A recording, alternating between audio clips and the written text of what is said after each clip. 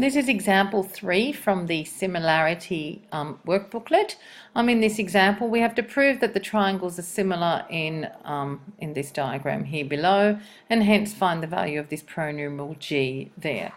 Now, we can see that the two triangles are touching, or actually have a common side, along this side length 18. So the first thing you need to do is to draw the two triangles separately. So drawing triangles DEF, and I've drawn that over here, with side lengths 10, 12 and 18, and we can see 10, 12, 18 there.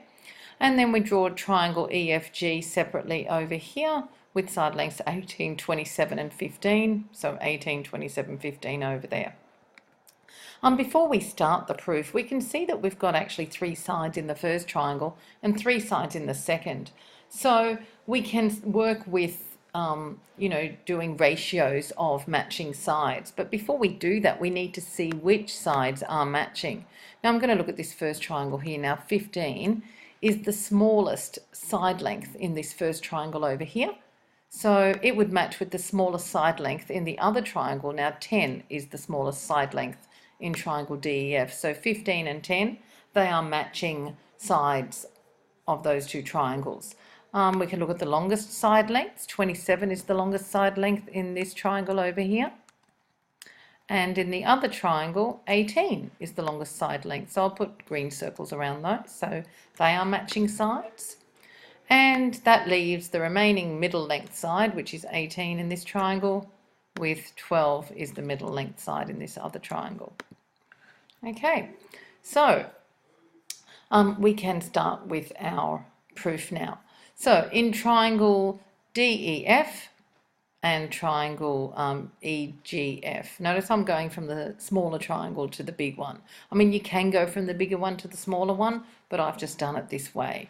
So I'll start with the shortest side first. So DE, so we've got DE over EG, because they're both in orange, those two lengths, equals 10 over 15.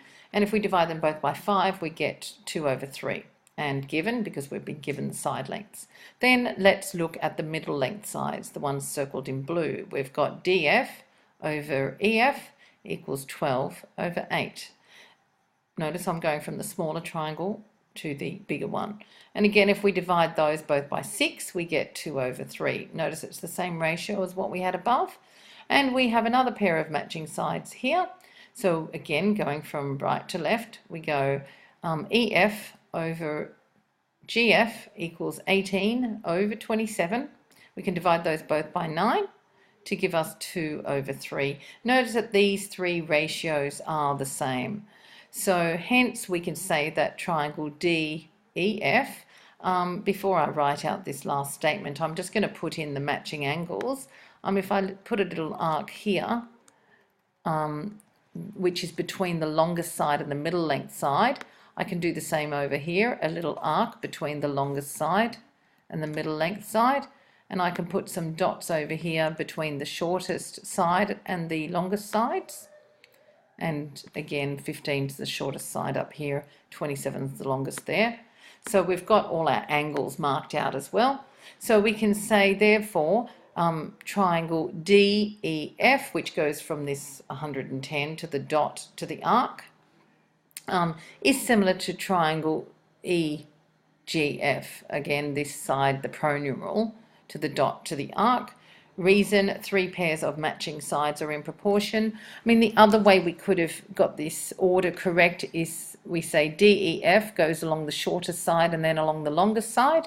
And similarly here, if we go along the shortest side and then the longest side, it has to be EGF. So that's preserving that order. So therefore, DEF triangle is similar to triangle EGF. Reason, 3 pairs of matching sides in proportion. Hence, we can do the second part of this question, find the value of the pronumeral. We can see that G lies between the shortest side and the middle length side, and that 110 lies between the shortest side and the middle length side, or G lies between the orange circle and the blue circle. D lies between the orange circle and the blue circle. So therefore G equals 110 degrees because they are matching or corresponding sides in similar triangles. And that's the end of this example.